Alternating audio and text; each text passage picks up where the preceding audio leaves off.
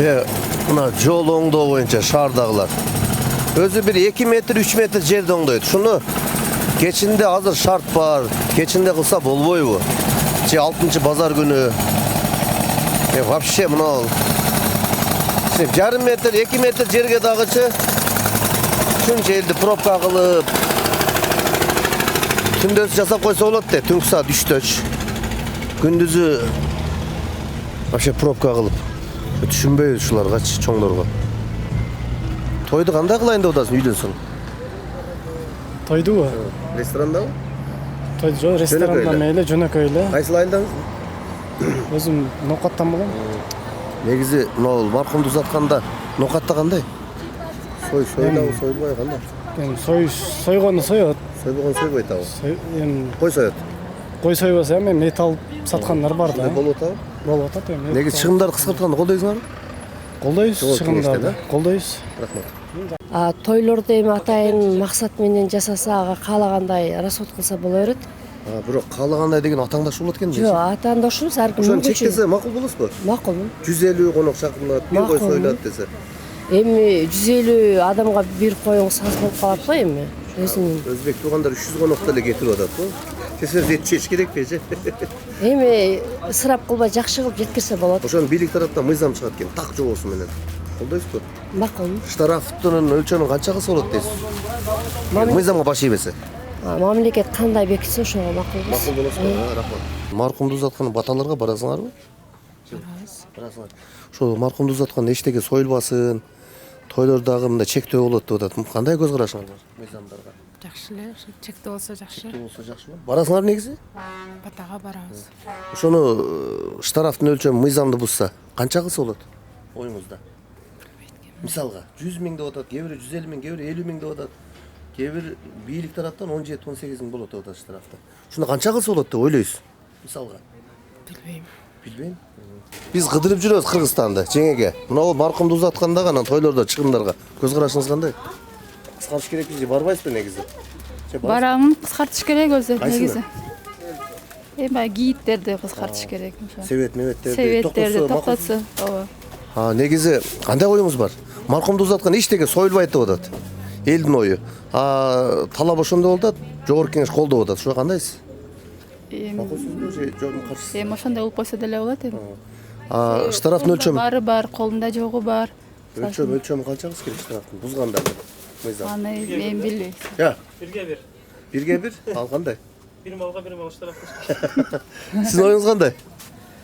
Буга өлгөн житингечи мисалы молдулар каалагандай өзлөрү эме кылып атпайбы?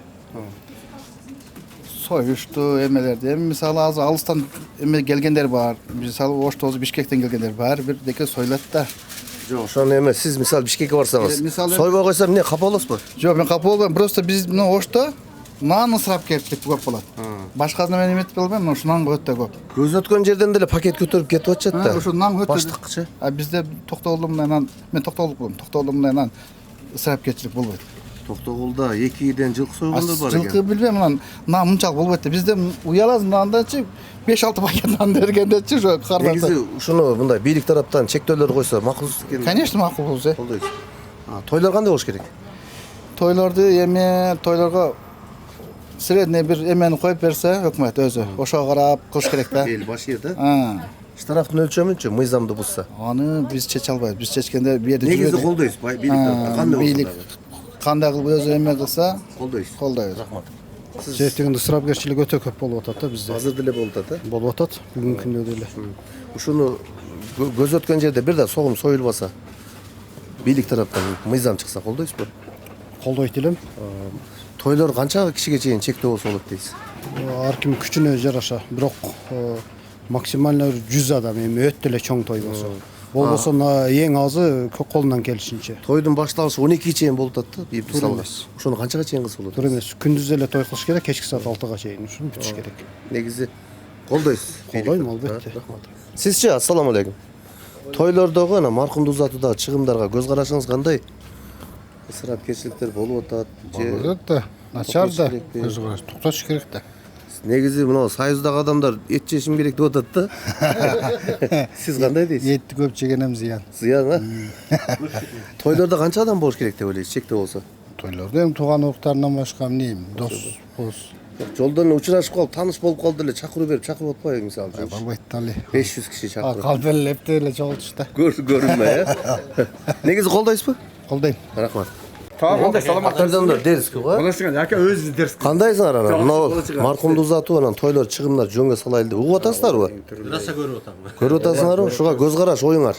Көз карашы оюбуз эми туура эле элдин айтканы жакшы, себеби чыгымды азайтыш керек. Заман эмне болуп атат? Кандай Бир жагы кымбатчылык болуп атат, бир жагы эми аша чыгып атабыз да. Аша чыгып эми тапкан ташканыбызга алар барака пайызын берген болсун. Бирок талант эми негизи кандай десем, чындыгы эле ашыкча беришсиз раскот. Ошо согум союлбайт деп атат көз өткөн жерде. Кандай карайсыз? Ошо эң туура дейм. Мен деле колдойм.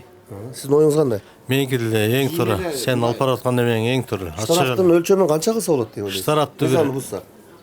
500 миңден нар кылыш керек да. Ошондо анан токтойт. Бизде болбосо токтобойт. Ачык эле. Төлөп коюп эле байлар кылып берет экен да. Мына штраф машинаныкы деле элестетиң. Берип коюп атат 17 миңден шарт. Эң Иштин атат биз. 500 миң 500 миңден нары кылып койсо анан кийин токтош мүмкүн. Анан кийин колунда барлар төлөп коюп кыла берет. Кылып атпайбы? Былтыр пандемияда кылды го. Той-пойду акчасын төлөп коюп кылды го. Негизи ушу бийлик тараптан мыйзамды колдойсуздар. Кандай болсо да. Ошо жаңы мыйзамдар жакшы болот да. Мыйзам чыгарылса бул токтобойт талант. Мыйзам чыгарылса токтобойт. Чыгарыш керек да. Мына депутаттардын эң асында азайтыш керек. Бир 50-44 эле жетет. Ашык. Анан партия деген жок эле кылып эле илгеркидей постписка эле кылбайлыбы? Паланча айып. Талантандар шалай жолосо мындан шалайбыз дегенде кылып элечи. Мына жок. Анан дагы айтып кой, сен прямой эфирде. Неме кыл? Депутат өмүрүндө бир эле жол болсун экен. Мисалы сенби, менби бир эле 4 жыл же 5 жыл мөөнөт болот го. Бир эле иштесин болды анан кийин Кетиш керек. автоматически болсун экен. Ушуга бир жеткирип койчу, Садыр Жапарков, Ташипке өзү анан кийин дагы бир нерсе. Мен эч жете албайтмын да. Дагы бир нерсе. Мына өкмөттүн ишин иштейт го баягы мисалы. Аял кишиң 60-тан нары поезд келди да. Эркек кишиң 63-тен кийин автоматически. Ака, мына кадрлар созун иштеш керек да. Ана бул тийлек чачогар, көтө карыкчалар иштей берсе аны тур келбейт, ака. Действительно де. Анан ошондо кадртан каята болот. Ол жалпы атасынан калган же таятасынан калган немен креслоны элип жата берсе. Бол. Ана депутаттан калып кетпейбиз күзгөчөң дагы мына 50% келди, жаңы окуп алды да. Мен ишенем экен. Муну тактигы менен жок кылыш керек, Булардын ичинде о 50%-ын 50-ünүн былыктары бар да, чылыктары бар экен. Олар жок кылыш керек. Башкадан шайлоо кылайлы. Угат бийлик. Жок, башкадан шайлоо кылайлы экен. Мен буга каршымын экен. Отурганга каршымын мен. Болду, рахмат. Ама баягы мына мусулманчылык чыгымдары азайтыш керек. Действительно азайтыш керек. Эң туура. Сен мен колдойм, 5 колдоп. Жигиттер силер бойдоксуңарбы? Той болсо кандай болсо болот? Той болсо эми билбейбиз. Үйлөнгөндө кандай үйлөнөсүң? Үйлөнгөндө Мыйзамда кандай болсо ошондой кыласыңбы? ооба. 500 адам чакырасыңбы ресторанга? Мыйзамда кандай болсо ошондой кылабыз. Силерчи? Ошо биз деле ошо мыйзамда кандай болсо ошондой болуп Баш ийесиңер? баш ийебиз. Рахмат. Маркумду узатып анан тойдогу чыгымдарга көз карашыңар кандай? Кыскартыш керекпи? Тойлор кандай болуш керек? Той чыгымсыз эле болуш керек го деп ойлойм. Турмушка чыга элексиңерби? Жок, чыга элекмин. Негизи мына кыздарга махыр берип коюш керек дейт. Анан калың дегендер бар, үйлөнө албай жүргөндөр бар. Ушул шариаттын негизинде болсо жакшы болобу эле дейм да. Ооба, мен деле көз карашым ошол. Азыр көпчүлүк эле той деп, мисалы, кредит алышат. Ошону деп Россияга барып, кайра ден соолуктарын жеп иштешип атат да. Буга көз карашым туура эмес да, мисалы, бекер эле чыгым кетирип иштешип эме болуп атат да. Андан көрө өзүнүн мүмкүнчүлүгүнө жараша эле эме кылган жакшы, турмуш курган жакшы го дегеним. Ата-энелери мындай чоң ресторандарга той берип эме кылыш керек эмес. Мындай жакындарына эле, достору, туугандары менен эле ошо чакан эле. Ушул сөзүң болду эми, сен эртең эле алып кетет. Ооба. Мына маркумду узатып анан тойлордогу чыгымдарга мыйзам чыгат экен жакында. Чыгат да буюрса. Кандай кылса болот эле колдойсуңар, оюңар кандай? Негизи шариаттын негизинде болгондо жакшы да. Мисалы үчүн маркумду узатканда дагы айтат го, эч нерсе союлбаш керек. 3 күндөн кийин жанагы айтат го алмар деле. Элдин эт жегиси келсе деле анан бир жес чыгарып, Куран окутуп койсоң болот дейт. Анан жана той аштагы нерселер ого деле каршыбыз негизи. Шариаттын негизинде исламий той болгон жакшы. Штрафтын баасын канча кылса болот? Onun негизи жогору койгон жакшы. Канча мисалы үчүн? Мисалы бир 70-80ден жогору койгон жакшы. Ошондо токтобу? Оюңуз ошондой. Оюңуз ошондой негизи. Рахмат. Сиздин оюңуз кандай, эже? Маркумду узатканда анан тойлордо чыгымдарга. Себет жасап барып атасызбы же тажабадыңызбы? Барып атабыз эми апарабыз да. Эл катар мурунку немен кылыш керек. Ошону мыйзам чыкса колдойсузбу? Штрафтар бүт коюп, чектөө койсо. Колдойбуз. Маркумду узаткандагы анан тойлордо чыгымдар жакында мыйзам чыгат буюрсачы. Кандай оюңар бар? Эң туура деп ойлойм. Эң туура деп Чектөө коюш керекпи? ооба чектөө коюш керек. Тойлорго. Тойлорго деле өтө деле чектөө эмес, эми бир ресторандарга өткөрүп атат го азырчы. 500-600 адамдар ошолор көп болот. Эми 200 адам өткөрсө мына өзүбүзгө жакшы. Анан негизи кыргыз элинде бирок бакындай өлүм житимдери чыгым өтө көп болот да. Ошону токтотсо 100%. Эми жок, 100% эмес, эми бир азыраак. Бир мисалы бизде кыргыздарда бакы атам мынякты көрдүлө, аякты көрдүлө, эл эмне дейт, союп койсом дегенчи. Ошону багы штраф салып, токтотуп, ошондой кылса мен эң туура деп ойлойм. Өлчөмү канча кылса болот оюңузда? Эми штрафты десем, мисалы бир 5000 салып койсо, 5000 төлөп койрум деп эмне, жылкы союп койрум дейт да. Штрафты билсе бир 15000ден эң кемине кылбаш керек да. 15000 десе кой, эми 15000 ага бергенден көрөк мына бир кою союп, көмпө. Эми элге эмне, тө союп койсоң эле жеп кете беребиз да. Негизи штрафтын өлчөмү кээ бири 100 000 деп атат. Ушундай кылсын. 15 000 десең бир койдун акчасын төлөп коюп өткөрө берет деп атат да. Эми бирок кээ бир адамдарга 15 000 кой төлөгөндөн көрөк бир кой союм дейт. Бирок 15 000 деле эсептей келсең туура эле акча дейм. Эми 100 000 десең эч ким аны төлөй албайт. Мыйзамды колдойсуз. Мыйзамды сөзсүз колдойм. Үйлөнсөң мыйзам чыкса 100-150 конок чакырылат десе макулсуңбу? Ооба. Мына 2ден ашып 3дөн ашык машина болбойт ЗАГСке чыкканга деп атат. Анан көз өткөн жерде эчтеке союлбайт деп атат. Кандай ой бар? Жакшы, туура. Мыйзамды колдойсуңар. Колдойбуз, ооба. Сепчика эмне? Турецкийби же российский? Мейли. Ой, каршымын, союлбай эле койсо жакшы. Тойлордо 150-100 конок деп атат. Кээ бири 50 адам чакырсын деп атат. Буга кандай көз карашыңыз? Кээ бири 200 деп атат. Эми кимдин Чектөө койсо макулсузбу? макулму? Штрафтын өлчөмүн канча кылса болот дейсиз, эгер мыйзамга баш ийбесе? Билбейм. Мисалы үчүн кээ бири 100 000, 50 000, 80 000 кылсын деп атат. Той кылсабы? Той кылса, маркумду узатканда дагы ушул мыйзамды бузса, жазылган мыйзамды. Штрафтын өлчөмүн канча кылса болот? Штрафтын өлчөмүн көбүрөөк кылса, ошон үчүн тыйылат да. Азыраак кылса, Өткөрө беришет, төлөп коюп, ооба да. Рахмат. Оюм эми азыр эми мына заманды көрүп атасыңар го. Кандай кымбатчылык болуп атат. Айла жок. Байларга теңдешип кылабыз да. Ошону токтотсо мыйзам менен. Жакшы болот эле. Жакшы болобу? Штрафтын өлчөмүн канча кылса болот деп ойлойсуз? Кандай штраф? Штраф ушуну мыйзамды бузса. Эми штраф жок кылса деле болот го. Жок, мыйзамды бузуп койсо, мисалы үчүн көз өткөн жерде эчтеке союлбайт десе, ал союп койсо, штраф салынат да. Ошону канча кылса болот өлчөмүн? Ошонун эми өзү немесине карайт да. Оюңуз кандай? Оюм бизге окшогондор аны көтөрө албайт да, штрафты. Жок, штраф көтөрө албайт, бирок ушуну союбайт да. Кээ бир айтат 50 000 кылып койсун дейт, кээ бир айтат 100 000 кылсын деп атат. Ошо 100 000 кылып койсо жакшы болот эле. Колдойсузбу? Ооба. Рахмат. Анан маркумду узаткан эчтеке союлбайт деп атат бийлик тараптан. Мыйзам чыгат. Колдойсузбу? Жок. Эгла сое бересизби? Мисалы үчүн көзгө өткөн жерде эчтеке союлбайт десе да соесуз сиз. Мисалга. Ошондой бир чыгып, анан кайра күчүнөн жоготкон, мисалы сойбой биринчи сойбой коюшат. Анан кийин мыйзам чыгат, өтө катуу болот. Тартип болот. Мыйзам чыксынчы көрөбүз, Кыргызстандын мыйзам иштесинчи. Иштейт. Буюрса. Ошо биз деле ошого кошулабыз, ошол туура айтып атышат. Штрафтын баасы канча кылса болот? Билбейм аны. Мисалга дейм. Билбейм. Өкмөт өзү чечет да. Өкмөт чечет, элдин силердин оюңарды угат да. Билбейм. Кээ бир айтат 50 000 кылып койсун, кээ бир айтат 100 000 кылыш керек деп атат штрафты. Бузгандарды мыйзамды. Ошондой кылып койсо туура. Сиздин оюңуз? Мен дагы ошондой. Кандай? Эми буну отуруп жакшы кеңеш керек. Өткөндө президенттикти сурадым да сизден, а? Сурадыңар. Мадмартты колдойм дегенсиз өткөндө. Азыр мен караң, азыр бир суроо. Маркумду узаткандагы эчтеке союлбайт, мыйзам чыгат. Тойлордо 150ден ашык конок чакырылбайт, же 100дөн ашыкпы? Бийлик тараптан элдин оюн билип, жеткирели деп атабыз. Оюңуз кандай? Штрафтын өлчөмү канча кылса болот? Мыйзамды бузса. Мыйзамды бузса билбейт эле. Мына жакшы. Күн өтсө болду экен да сизге. Маркум болгон жерден эчтеке союлбайт деп атат да. 40 жылдык, баягында бейшембилик, үчүлүк дегендер жок болот деп. Мыйзам чыгат. Кандай дейсиз? Ал туура эле.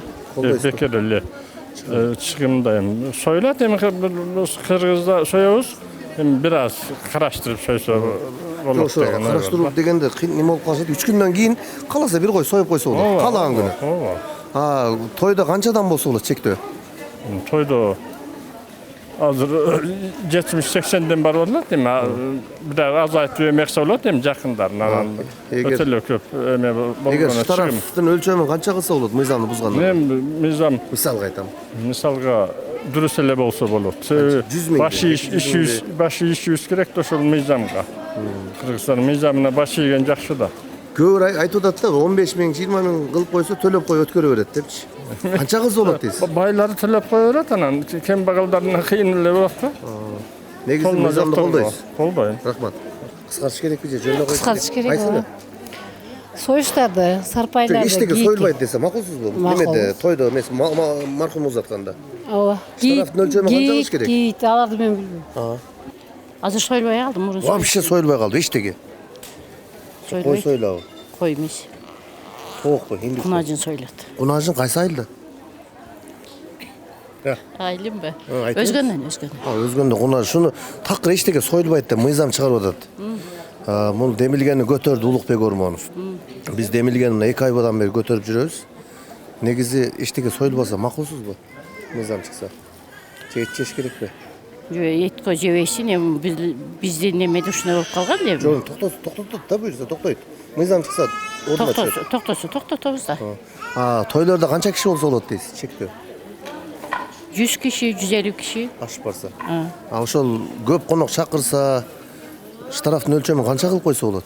Мыйзамды бузса. Мисалы оюңуз. Оюм билбейм эми кандай болот. Кээ бир айда 100 миң сом кылып коюш керек дейт штраф. Кээ Койчойн бир айда 50 миң деп атат. Каякта 100 миң? Кээ бири 80 миң деп атат. Жок, мыйзамды бузса. Жок, 100 миң төлөп көп да. Жок, ошондо баш ийет да, ошону токтойт да. Себет мемет барбы сиздерде дагы деле жаксамай? Жок, себет жок. Баягы кийин кийизмейчи, Сарпай. Бар, кийик. Ушулар токтотсо, макулсузбу? Бизде андай көп кийит кийгизбейт. Мисалы үчүн баягы ак кийде болгондо бирден көйнөк, бирден жолук. Бир жолук, бир көйнөк болду. Бизде болуп жүргөн, азыр токтотуп койгон андайлар жок. Негизи мыйзамды колдойсуз? Колдойм. Рахмат. Турмушка чыксаң? ЗАГСка чыгып, турмушка чыксаң. ЗАГСка чыгып, дүңгүрөтүп, той берип, ошого чектөө койсо макулсунбу? Ооба, макул болчумун. Көп эле чыгымдын кереги жок негизичи. Баталарга барасыңарбы? Жазы кичинесиңби? Кайсыл жакка дейсиз? Баталарга, бата. Же барбайсыңарбы? Тойлорго, Батага.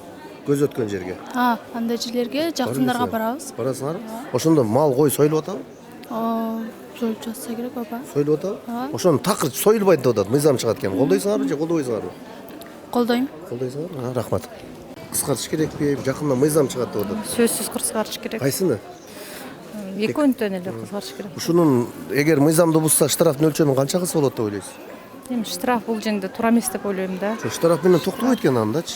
Башка штраф эмес, мындай камап дейсизби? Жок, өзүбүздүн мындай эмеде иштеген имамдарыбыз, немелерибиз туура көрсөтүп. 30 жылдан бери түшүндүрүп атат, эгемендүү болгондон бери. Жакшы керек да. Жок, миң Кыргызстан 2 айдан бери кыдырып атабыз. Түшүнбөгөндөр деле бар, союш керек деп атышат. Ушу өзгө көз өткөн жерде эчтеке союлбайт десе мыйзам колдойсузбу? Колдойт элем. Тойдо 150ден ашык конок чакырылбайт десе. Полностью колдойт элем. Бекер ысырапчыл болуп атат да. Той саат канчага чейин болуш керек? Ансын. 12 чейин болуп атпайбы азыр? Жөн эле убактыбыз 5 саат тамак жеп атабыз. Эми аны каждый индивидуально көрөт да. Бийликке тараптан мындай ийне жибичине чейин иштеп чыкса макул болосузбу? Болом, макул же болом. Чыгымдарга оюңуз кандай?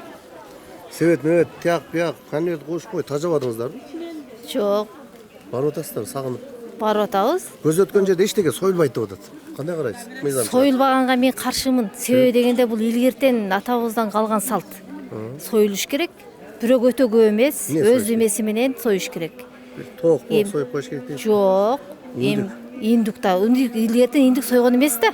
Союш керек дейсиз? Жылкы союш керек, мал союш керек. Жок, ушуну такыр эчтеке союлбайт деп мыйзам чыгат экен. Эл колдоп атат 90-95%. Азыркы жаштар колдоп атат экен, бирок илгеркилер колдобойт ону. Биз сурап жүрөбүз мына 2 айдан бери сурап, ар бир районго бардык. 95 мына көрөсүз, YouTube'дан көрсөңүз кызыгып.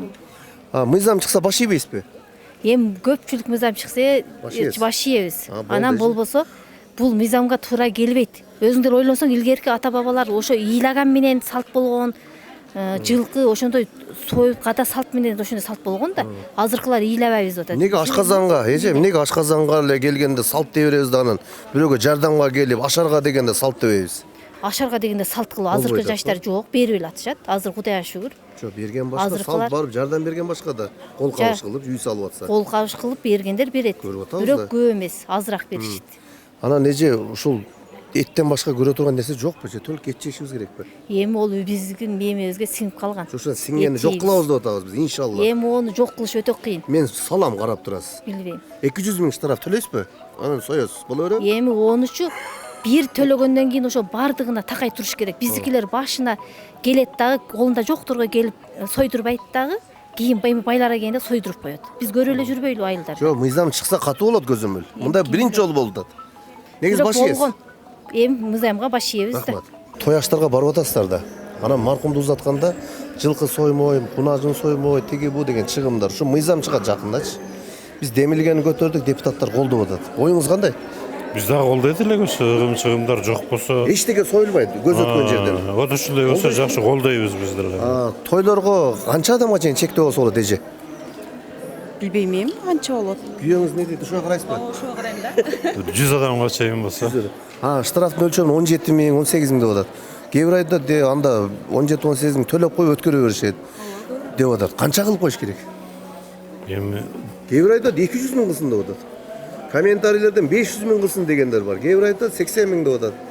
Көбүрөөк эле кыла бериш керек да. Канча Мүмкүн дейсиз? болушунча көбүрөөк эле кыла бериш керек да. Ошондо токтобойбу?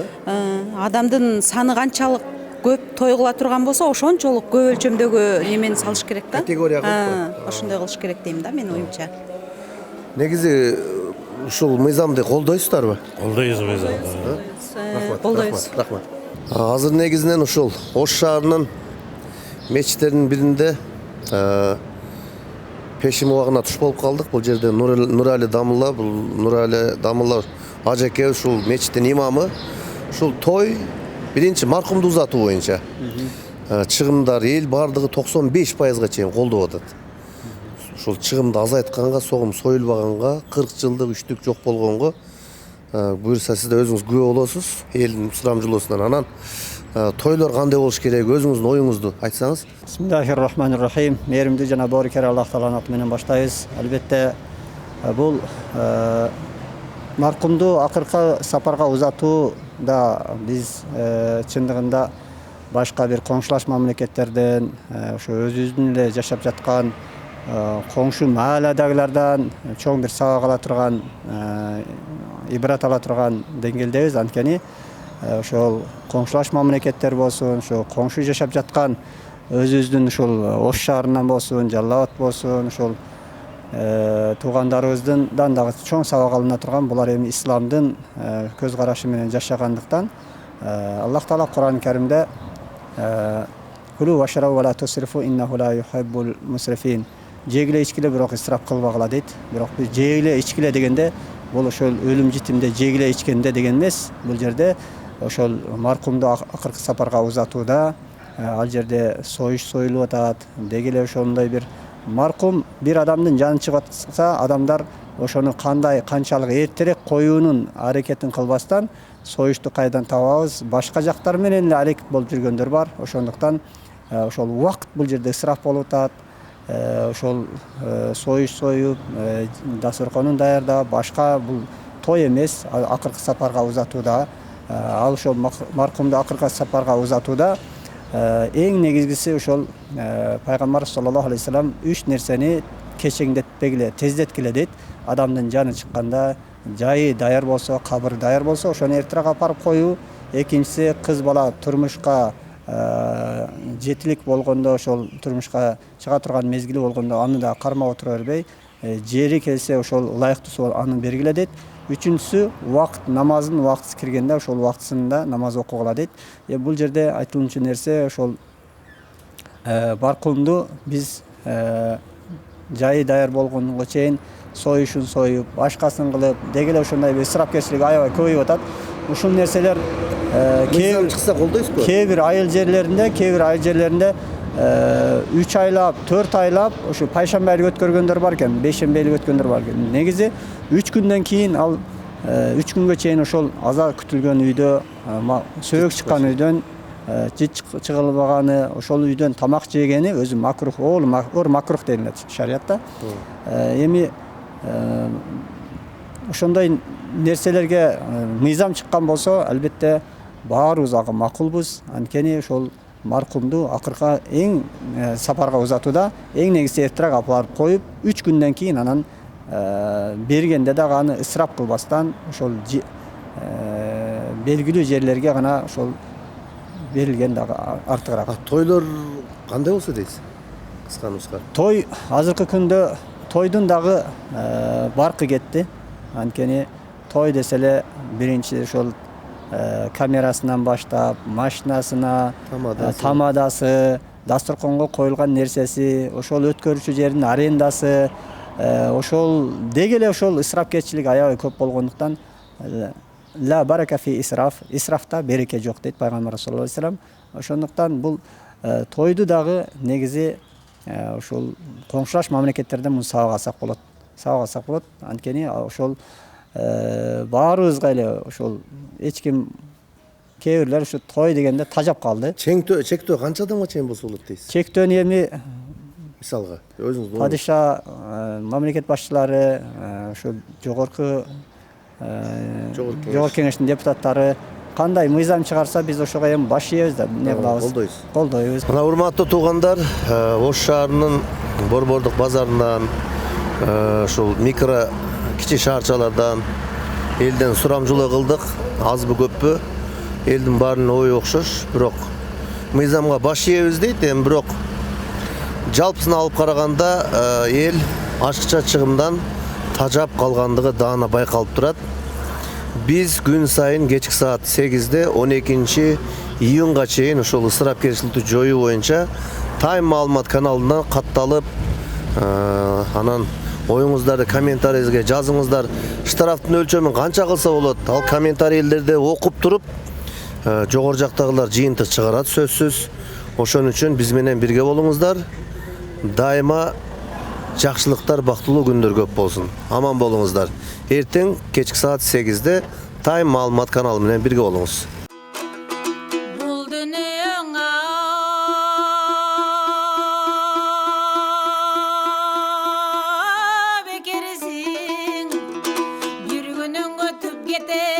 Опасы жок дүйнөнүн түбүнө кимең жетерсиң. Келериңде дүнүйө толукшуп чыккан айдайсың, кетериңде дүнүйө суу жүрбөгөн сайдайсың. Келериңде дүнүйө асмандагы күндөйсүң, кетериңде дүнүйө кайгылуу көңүл кирдейсиң. Келериңде дүнүйө өзөңгө бүткөн талдайсың, кетериңде дүнүйөңө ошол өлүмдөн бетер алдай.